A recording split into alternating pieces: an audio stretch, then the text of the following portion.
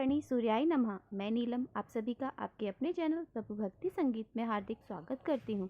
आप सभी का बहुत बहुत धन्यवाद जो आपने लगातार हमारे चैनल पर पौष मास की कथाएं सुनी और अपना भरपूर प्यार और आशीर्वाद दिया। आज आप सुनेंगे पौष मास महात्म का अंतिम अध्याय। इसी अध्याय के साथ ये महात्म समाप्त हो जाएगा और आप आने वाले माघ मास महात्म में भी इस प्रकार हमारे चैनल पर कथाएं जरूर सुनिएगा। जिन्होंने चैनल को सब्सक्राइब नहीं किया है प्लीज़ चैनल को सब्सक्राइब जरूर कर लीजिए ताकि कथाएं आपको सही समय पर प्राप्त हो सकें।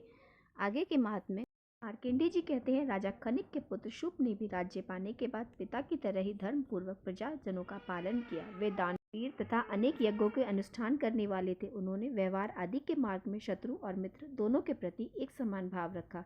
एक दिन महाराज अपने सिंहासन पर बैठे हुए थे। उस समय संतों और वंदीजनों ने कहा, महाराज पूर्व काल में जैसे शुभ नाम के राजा हुए थे ठीक वैसे ही आप भी हैं। आप प्राचीन राजा शुभ ब्रह्मा जी के पुत्र थे। उनका चरित्र जैसा था वैसा ही वर्तमान महाराज का भी है। पहले के महाराज शुभ गौ और ब्राह्मणों से कर लेने नहीं लेते थे और उन महात्मा ने प्रजा से प्राप्त हुए छठे भाग के द्वारा इस पृथ्वी पर अनेकों यज्ञ भी किए थे। राजा बोले, मेरे जैसा कौन मनुष्य उन महात्मा राजाओं को पूर्ण रूप से अनुसरण कर सकेगा। फिर भी उत्तम आचरण वाले पुरुषों के समान कार्य करने के लिए प्रयास अवश्य करना चाहिए। इसलिए इस समय मैं जो प्रतिज्ञा करता हूँ उसे ध्यानपूर्वक सुनो। मैं महाराज शुभ के चरित्र का अनुसरण करूंगा और खेती का अभाव होने या उसका अभाव हो दूर होने पर 3 यज्ञों का अनुष्ठान करूंगा। मेरी यह प्रतिज्ञा संपूर्ण भूमंडल के लिए है। आज के पहले गौ और ब्राह्मणों ने जो राज कर दिया था वह सब उन्हीं की सेवा में वापस लौटा दूंगा।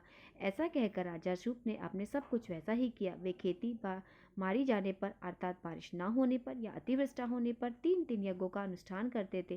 पहले गौ ब्राह्मणों ने पूर्व के राजाओं को जितना कर दिया था उतना धन उन्होंने वापस कर दिया। राजा की पत्नी का नाम प्रम था और उनके गर्भ से वीर नामक उत्तम पुत्र पैदा हुआ। उसने उनसे प्रताप और पराक्रम से पृथ्वी के सभी राजाओं को अपने वश में कर लिया और विद राजकुमारी नंदिनी उनकी प्रियतमा पत्नी थी, जिसके गर्भ से उन्होंने विविश नामक पुत्र को जन्म दिया।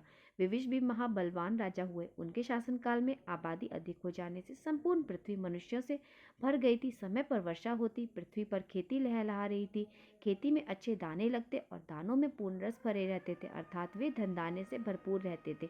वे रस मनुष्य के लिए पुष्टिकारक होते थे, किंतु वह उन्माद अर्थात क्रोध या व्याकुलता पैदा करने वाली नहीं होती थी। लोगों के पास जो भी धन इकट्ठा होता वह कभी भी उनके गौरव का कारण नहीं बन सका। प्रजा स्वस्थ थी और सुहृद वर्ग भली भांति पूजित होकर प्रसन्नता पूर्वक प्राप्त करता था। राजा विविश बहुत से यज्ञों का अनुष्ठान और पृथ्वी का भली भांति पालन करके युद्ध में मृत्यु पाकर यहाँ से इंद्रलोक चले गए। विविश का पुत्र खनि नेत्र हुआ जो महाबलवान पराक्रमी था। उनके यज्ञों में गंधर्व गण विस्मित होकर यह गाथा गाया करते थे कि खनि नेत्र के समान दूसरा राज्य इस पृथ्वी पर कोई नहीं, क्योंकि उन्होंने 10,000 यज्ञ पूर्ण करके समुद्र सहित सारी पृथ्वी दान कर दी थी। महान ब्राह्मणों को भी समूची पृथ्वी का दान देकर उन्होंने तपस्या से द्रव्य इकट्ठा किया और उसके द्वारा पृथ्वी को छुड़ाया। राजा खनि नेत्र ने 67,6767 यज्ञ किए और सब में पर्याप्त मात्रा में दक्षिणा दी।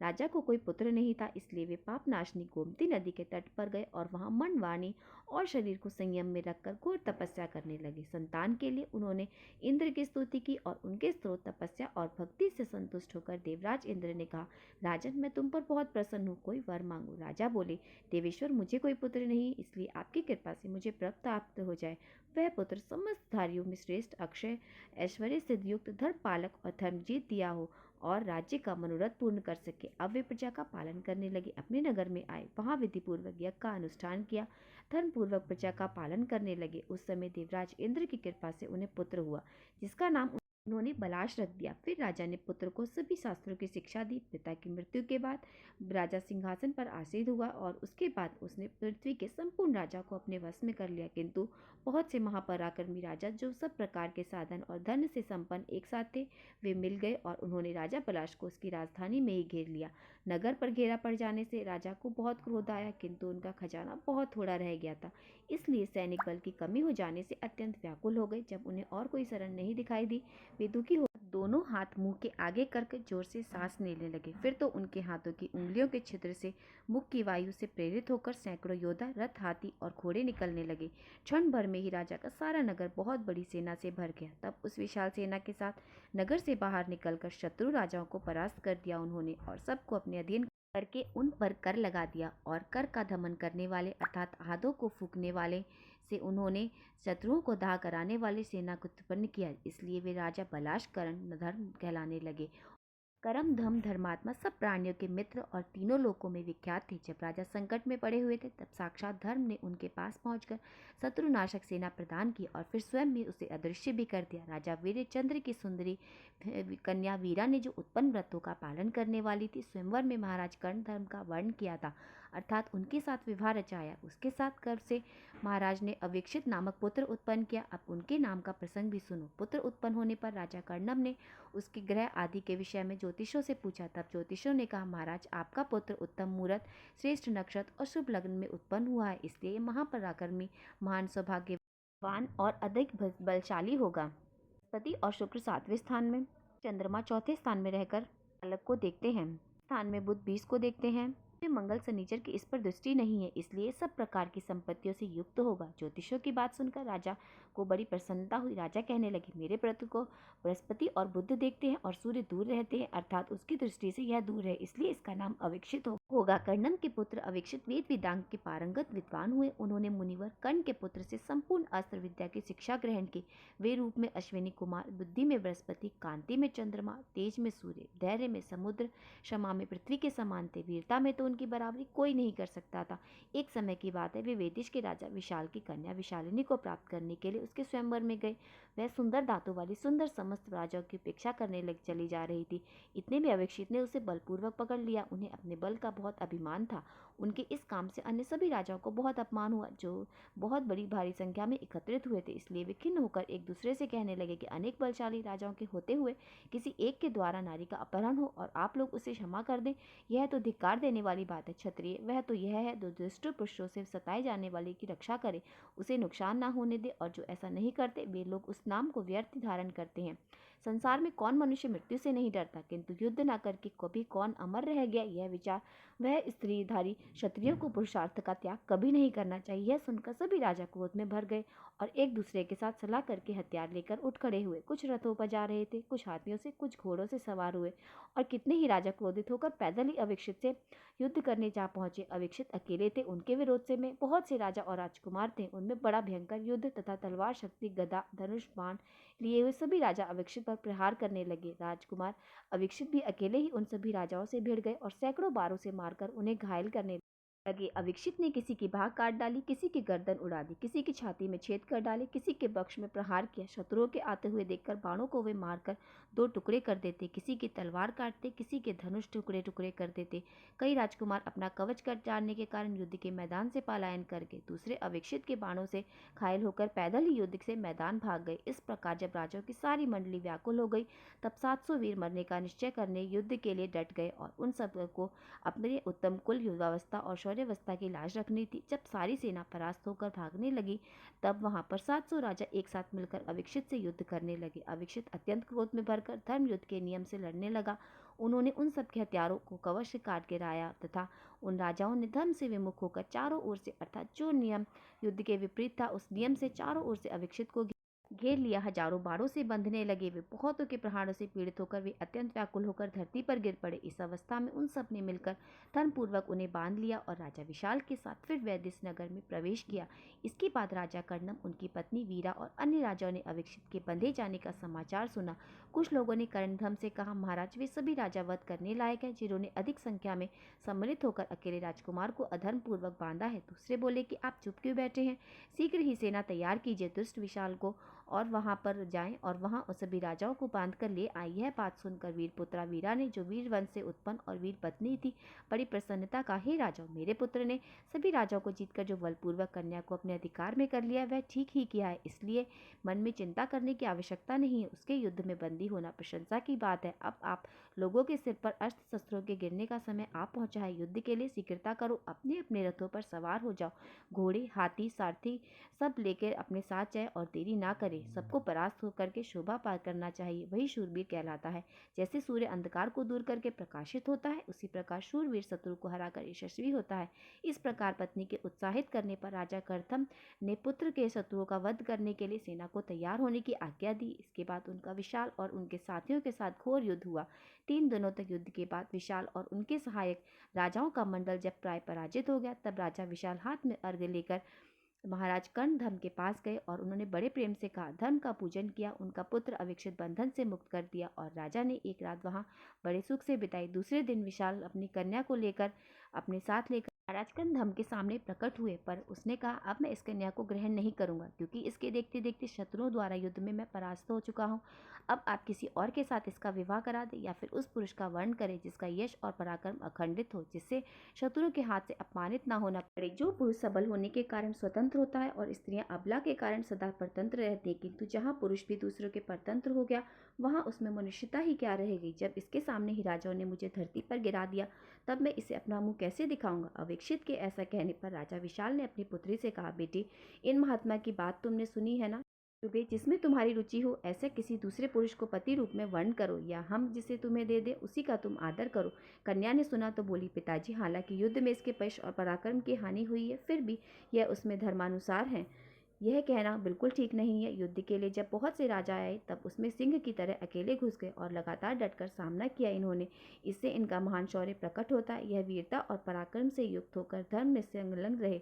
ऐसे समय में सभी राजाओं ने मिलकर इन पर अधर्म पूर्वक विजय पाई है, इसलिए इनमें इनके लिए लज्जा की भला कौन सी बात है। तात मैं इनके रूप में मात्र पर लुभा गई हूँ, ऐसी मैंने बात मानी है। इनकी वीरता, पराक्रम और धीरता आदि सद्गुण को मेरे मन को चुरा लिया है, इसलिए अब अधिक कहने की क्या आवश्यकता है। आप मेरे लिए महाराज जी इन्हीं से महापरिणाम की याचना कीजिए। इनके सिवा कोई दूसरा पुरुष अब मेरा पति नहीं हो सकता। विशाल कहा, राजकुमार, मेरी पुत्री ने बहुत अच्छी बात कही है, इसमें संदेह की नहीं बात है। तुम्हारे जैसा वीर कुमार इस धरती पर कोई नहीं है। तुम्हारे शौर्य की बराबरी कोई नहीं कर सकता। तुम्हारा पराक्रम अनंत है। वीर, तुम मेरी कन्या का पानी ग्रहण कर मेरे कुल को पवित्र करो। तब महाराज कंधम ने अपने पुत्र को समझाते हुए कहा, बेटा, तुम राजा विशाल की कन्या को स्वीकार कर लो। इस सुंदरी का तुम्हारे प्रति अत्यंत दृढ़ अनुराग है। राजा से राजकुमार कहने लगे, पिताजी, मैंने पहले कभी भी आपकी आज्ञा का उल्लंघन नहीं किया, इसलिए ऐसी आज्ञा दीजिए जिसका मैं पालन कर सकूं। राजकुमार का अत्यंत निश्चित विचार जानकर विशाल ने व्याकुल होकर अपनी कन्या से कहा, बेटी, अब तुम इनकी ओर से अपना मन हटा लो और दूसरे को पति रूप में वर्ण करो। यहाँ बहुत से राजकुमार हैं। कन्या कहने लगी, पिताजी, अगर यह मुझे ग्रहण नहीं करना चाहते तो मैं भी तपस्या करके इन्हें अपना ही पति बनाऊंगी। इस जन्म में इनके सिवा दूसरा कोई मेरा पति नहीं होगा। इसके बाद राजा कर्णधर्म राजा विशाल के साथ प्रसन्नता पूर्वक 3 दिनों तक वहीं टिके रहे, फिर अपने नगर को लौट गए। अविक्षित को उनके पिता और उनके अन्य राजाओं ने प्राचीन दुष्टा के द्वारा बहुत कुछ समझाया, इससे वे उनके साथ नगर में लौट आए। राजकुमार विशाल ने अपने बंधु बांधव से विदा लेकर तपस्या करके वन में चली गई और वहां जाकर उन्होंने दृढ़ वैराग्य में स्थित होकर निराहार रहकर तपस्या करने लगी। 3 महीने तक उपवास के बाद उसको बहुत पीड़ा हुई और वह अत्यंत दुबली हो गई और उसके शरीर की एक एक नस दिखने लगी। उनका उत्साह मंद पड़ गया और वह मरणासन हो गई। तब उस राजकुमारी ने शरीर त्याग देने का विचार किया। उसका अभिप्राय जानकर देवताओं ने उसके पास एक दूत भेजा। दूत ने वहां आकर कहा, राजकुमारी, मैं देवताओं का दूत हूँ। देवताओं ने तुम्हारे पास जिस काम के लिए भेजा है, अब उसे सुनो। यह मानव शरीर बहुत दुर्लभ है। तुम अकारण इसका परित्याग मत करो। कल्याणी, तुम चक्रवर्ती नाम की राजा की जननी होगी। तुम्हारा पुत्र अपने शत्रु का संहार करके 7 दीपों से युक्त पृथ्वी का अखंड राज्य भोगेगा। कहीं भी उसकी आज्ञा का उल्लंघन नहीं होगा। वह चारों वर्णों को अपने कर्म धर्म में स्थापित करके उन सबका पालन करेगा। लुटेरे, मलिच्छों और दुष्टों का वध करेगा। उत्तम दक्षिणाओं में पूर्ण नाना प्रकार के यज्ञ करेगा। उसके द्वारा अश्वमेध यज्ञों का 6000 बार अनुष्ठान होगा। वह दूत आकाश में ही खड़ा था और उसके शरीर पर दिव्य हार और चंदन शोभा पा रहे थे। उसे इस रूप में देखकर राजकन्या ने बड़ी कोमल वाणी में कहा कि तुम देवताओं में दूत हो, इसमें बिल्कुल भी संदेह नहीं। सचमुच ही तुम स्वर्ग में आए हो, किंतु तुम ही बताओ, पति के बिना तुम्हें पुत्र कैसे होगा। मैंने अपने पिता के समीप यह प्रतिज्ञा ली है, इस जन्म में अविक्षित के सिवा दूसरा कोई पुरुष मेरा पति नहीं होगा। किंतु वे अविक्षित मेरे पिता के, अपने पिता के और स्वयं मेरे कहने पर भी मुझे ग्रहण नहीं करना चाहते। देवदूत ने कहा, महाभाग्य, बहुत कहने से क्या लाभ है। तुम्हें पुत्र अवश्य होगा। तुम अधर्म पूर्वक इस शरीर का त्याग बिल्कुल मत करना। इसी वन में रहो और अपने दुर्लभ शरीर का पोषण करो। शरीर तपस्या के प्रभाव से तुम्हारा सब भला होगा। ऐसा कहकर देवदूत जैसे आए थे वैसे लौट गए। वह सुंदरी प्रतिदिन अपने शरीर का पोषण करने लगी। एक दिन राजकुमार अविक्षित शिकार खेलने के लिए वन में गए। वहां वे हिरण वराह तथा व्याघ्र आदि जंगल जंतुओं को अपनी बाणों का निशाना बनाने लगे। इतने में अचानक उन्हें किसी स्त्री के रोने की आवाज़ सुनाई दी। वह भय से जोर जोर चिल्ला रही थी। तब राजकुमार ने कहा, डरो मत, डरो मत। ऐसा कहते हुए अपने घोड़ों को उसी ओर बढ़ा दिया जिधर से रोने का स्वर आ रहा था। उस निर्जन वन में दन के पुत्र दृढ़केश द्वारा पकड़ी गई कन्या विलाप करती हुई कह रही थी, मैं महाराजा कर्मधम के पुत्र अविक्षित की पत्नी हूँ, किंतु यह नीच दानव मुझे कर लिए जा रहा है। जिन महाराज के सामने समस्त राजा, गंधर्व और गायक भी खड़े रहते हैं, शक्ति नहीं रखते हैं, जिनका क्रोध मृत्यु और पराक्रम इंद्र के समान है, उन्हीं के पुत्र वधु होकर आज मैं एक दानव के द्वारा हरी जा रही हूँ। ऐसा कहकर रो रही थी। राजकुमार अविक्षित तुरंत ही वहां जा पहुंचे और देखा एक अत्यंत मनोहर कन्या है जो सभी प्रकार के आभूषण से शोभा पा रही है। हाथ में डंडा लिए धनु पुत्र दृढ़केश उसके पकड़े हुए हैं और वह करुण स्वर में त्राही त्राही कर रही है। उसे देखकर अविक्षित ने कहा, तुम भय मत करो। फिर उस दानव से कहा, अरे दुष्ट, तू मारा जाएगा। धरती ये सभी राजा जिनके प्रताप के सामने मस्तक झुकाते हैं, उन महाराज कर्णन के राज्य में भला कौन दुष्ट जीवित रह सकता है। ऐसा कहकर राजकुमार ने उस खोटी बुद्धि वाले दानव पर प्रहार कर दिया। कुछ देर तक तो वे दोनों एक दूसरे पर प्रहार करते रहे। इतने में पास आते ही राजकुमार ने तस्पत्र नामक बाण से उसका मस्तक काट गिराया। इस प्रकार दुराचारी दानव के मानव पर मर जाने पर अविक्षित को उन्होंने धन्यवाद किया और वरदान मांगने के लिए कहा। राजकुमार अविक्षित पिता ने उसे एक पौत्र की इच्छा की प्राप्ति की। तब उनके पिता ने उनसे कहा, महापराक्रमी पुत्र मांगता है। देवतागण बोले, राजकुमार, जिसका तुमने उद्धार किया है, इसी कन्या के गर्भ से तुम्हें महाबली चक्रवर्ती पुत्र की प्राप्ति होगी। सुनकर राजकुमार ने कहा, देवगण, राजाओं से पराजित होने पर विवाह का विचार छोड़ दिया था, किंतु पिता द्वारा सत्य के बंधन बांधे जाने पर मैं अब पुत्र की इच्छा रखता हूँ। पहले राजा विशाल की कन्या को मैंने त्याग दिया था, किंतु उसने मेरे किसी दूसरे पति को पति बनाने का विचार छोड़ रखा है, इसलिए उस त्याग मूर्ति को कैसे अपना पत्नी बना सकता हूँ। देवतागण बोले, राजा विशाल की कन्या और तुम्हारी पत्नी है, जिसकी तुम सदा प्रशंसा करते हो, यह सुंदरी तुम्हारे लिए ही तपस्या कर रही है। इसके गर्भ से तुम्हारे चक्रवर्ती पुत्र वीर पुत्र प्राप्त होगा। वे सातों द्वीपों का शासक और सहस्त्र यज्ञों का अनुष्ठान करने वाला होगा। कर्णम कुमार अविक्षित से ऐसा कहकर समस्त देवतागण वहां से चले गए। तब उन्होंने उस स्त्री से कहा, जिसको तुम्हारे थोड़ी देर पहले ही दैत्य से मुक्त कराया था, वीरू, कहूँ तो यह क्या बात है। तब विशालिनी ने अपना सारा वृतांत राजकुमार को सुना दिया कि नाथ, आपने तब मुझे त्याग रखा था, इस जीवन से मुझे वैराग्य हो गया था। मैं बंधु बांधव को छोड़कर वन में गई, तपस्या की और अपना शरीर सुखा दिया। इस शरीर का त्याग करने को तत्पर हुई। उसी समय देवताओं के दूतों ने आकर मुझे रोका और कहा, तुम्हें बलवान पुत्र की प्राप्ति होगी, तब देवताओं को तृप्त करेगा और असुरों का संहार करेगा। इस प्रकार देवदूत ने जब देवताओं की आज्ञा सुनाई और आपके समागम की आशा से मैंने इस देह का त्याग नहीं किया। मार्कंडेय जी कहने लगे, वैशालिनी के वचन सुनकर किमिच व्रत में की गई प्रतिज्ञा के समय पिता के कहे हुए उत्तम वचनों का स्मरण करके अविक्षित ने उस कन्या से प्रेम पूर्वक कहा, देवी, उस समय शत्रुओं से पराजित होने के कारण मैंने तुम्हारा त्याग किया था और अब फिर शत्रुओं को जीत कर तुम्हें पाया है। अब बताओ मैं क्या करूं। तब वैशालिनी ने कहा, स्वामी, मैं आपको पति रूप में प्राप्त करने के लिए कठिन तपस्या की है, इसलिए इच्छा है कि अब आप मुझे पत्नी के रूप में स्वीकार करें। तब राजकुमार अविक्षित ने वैशाल को अपनी पत्नी के रूप में स्वीकार करके अपने पिता के समक्ष की गई प्रतिज्ञा को पूर्ण किया। यह था आज का अंतिम अध्याय। इसी के साथ पौष मास के महात्म्य की सारी अध्याय समाप्त होते हैं और सारी कथाएं सुनने के लिए आप सभी का दिल से आभार। और अब पौष मास समाप्त हो चुका है और अब कल से माघ मास प्रारंभ हो जाएगा। तो इसी तरह आपको माघ मास की भी कथाएं डेली आपको मेरे चैनल पर प्राप्त हो जाएंगी। तो आशा करती हूँ आप सब माघ मास की कथाओं का श्रवण भी अवश्य करेंगे। तो मिलते हैं हम आपसे अगली वीडियो में। अगर आज का वीडियो पसंद आया हो तो वीडियो को लाइक और मेरे साथ जुड़े रहने के लिए चैनल को सब्सक्राइब अवश्य कर लें। ओम गणेश सूर्याय नमः।